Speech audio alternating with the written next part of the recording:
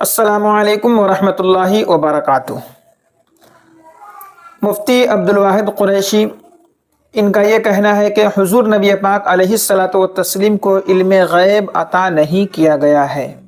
پہلے آئیے ہم ان کی یہ کلپ سن لیتے ہیں، اس کے بعد میں بتاتا ہوں کہ نبی پاک علیہ الصلاۃ والتسلیم کو علم غیب اللہ نے عطا فرمایا ہے یا نہیں، نبی پاک صلی اللہ علیہ وسلم کو علم غیب تھا یا نہیں۔ آئیے پہلے ہم ان کی ایک کلپ سن لیتے ہیں۔ مجھے کہا عطائی علم غیب ہے، اللہ نے عطا کیا۔ میں نے کہا اگر میں یہ کہہ دوں حضور عطائی خدا ہے، اللہ نے خدائی عطا کیا، پھر کیا کہو گے؟ عطائی خدائی کفر ہے۔ تو میں نے کہا عطائی علم غیب بھی کفر ہے، یہ تو نے اسے عالم الغیب بنا رکھا ہے اس کو۔ اچھا، ان کا یہ کہنا ہے کہ اگر کوئی نبی پاک علیہ الصلوۃ والسلام کے بارے میں یہ عقیدہ رکھتا ہے کہ اللہ نے حضور کو علم غیب عطا کیا ہے تو یہ صحیح نہیں ہے۔ کیوں صحیح نہیں ہے؟ کہ اگر اس پر یہ اعتراض کر دیا جائے جیسا کہ انہوں نے اعتراض کیا ہے کہ میں کہوں کہ حضور علیہ الصلوۃ والسلام کو اللہ رب العزت نے خدائی عطا کر دی تو کیا کہو گے؟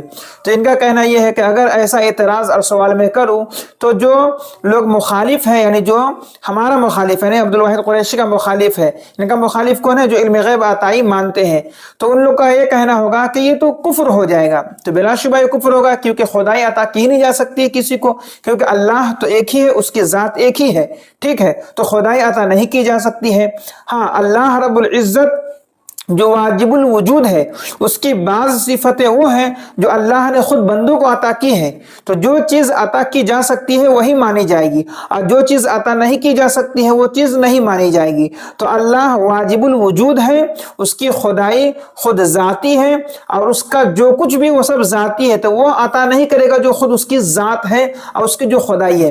البتہ بعض صفتیں جو دی جا سکتی ہیں وہ اللہ رب العزت نے بندوں میں، انبیاء تو انبیاء ہیں، بندوں کو اللہ رب العزت نے عطا فرمائی ہے، جیسے کہ سننے کی طاقت اللہ کے پاس ہے، تو سننے کی طاقت اللہ نے بندوں کو دی وغیرہ، اس طرح کی بہت ساری صفتیں ہیں۔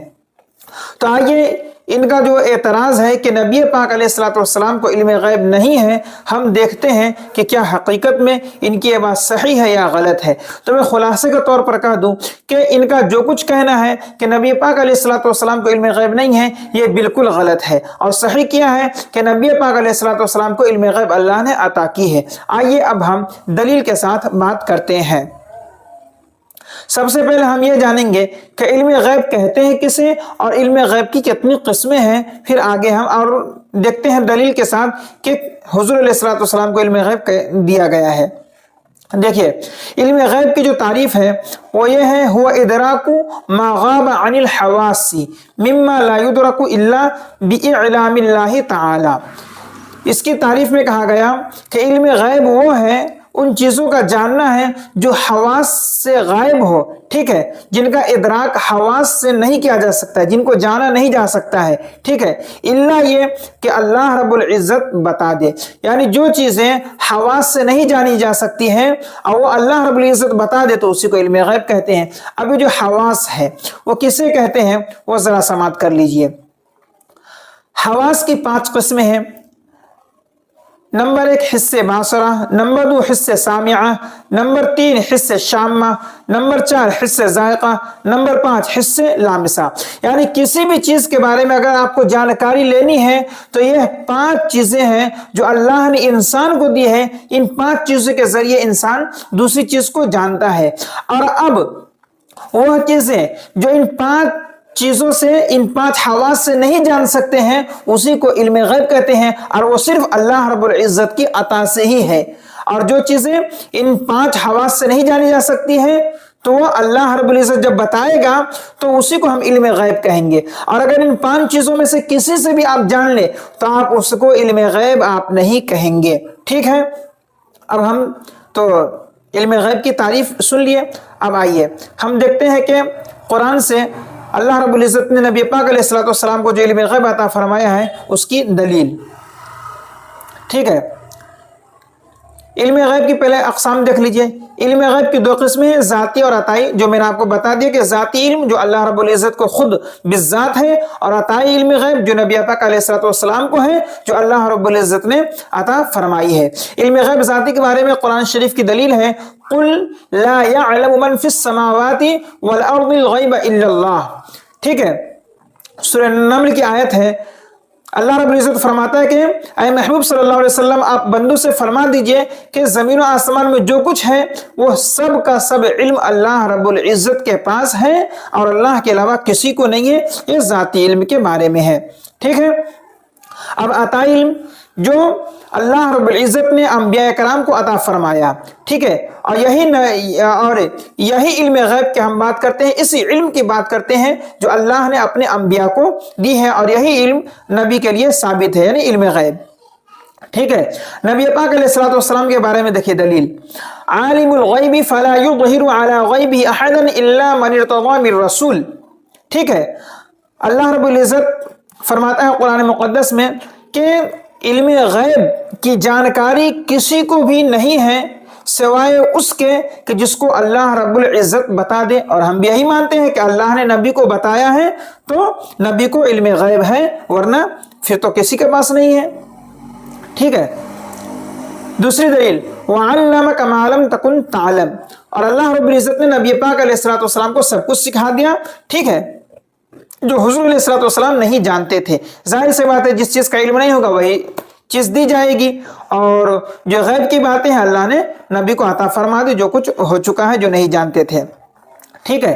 دلیل نمبر 3 قرآن شریف سے، تِلْكَ مِنْ أَنْبَاءِ الْغَيْبِ نُوحِيهِ إِلَيْكَ. ٹھیک ہے. ترجمہ سورہ آل عمران کی آیت ہے. اللہ فرماتا ہے کہ یہ غیب کی خبریں ہیں جو ہم آپ کی طرف وحی کرتے ہیں. ٹھیک ہے. تو یہ بھی قرآن مقدس کی آیت ہے سورہ آل عمران کی. تو یہ قرآن شریف سے 3 دلیلیں ہوئی. اب آپ احادیث طیبہ میں دیکھ لیجئے. حدیث میں صحیح بخاری شریف کی حدیث ہے، فَإِنِّي وَاللَّهِ مَا أَخْفَى عَلَيْهِ شَيْءٌ. ٹھیک ہے، اللہ کی قسم مجھ پر کوئی بھی چیز مخفی نہیں کی گئی. تو یہ صحیح بخاری شریف کے اندر حدیث ہے. میں صرف حوالہ دے رہا ہوں، کچھ تشریح نہیں کر رہا ہوں. تشریح کے لیے الگ ٹائم چاہیے. حدیث شریف ہے، نبی پاک علیہ الصلوۃ والسلام نے ارشاد فرمایا، صحیح مسلم شریف کی حدیث ہے، عُرِضَتْ عَلَيَّ الْأُمَمُ. تمام امتیں میرے سامنے پیش کی گئی.